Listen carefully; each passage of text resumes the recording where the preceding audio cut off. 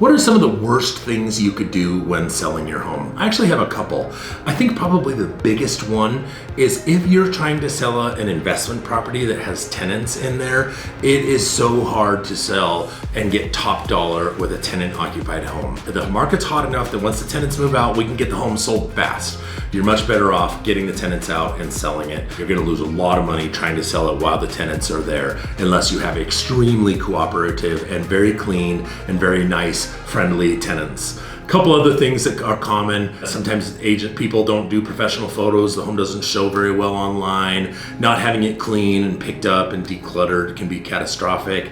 Another one that we see sometimes is people don't have the air conditioning on, and so you get into a home and it's 100 degrees and people can't feel emotionally connected to the house. So those are some of the big mistakes that we see. Let us know if you want any other tips.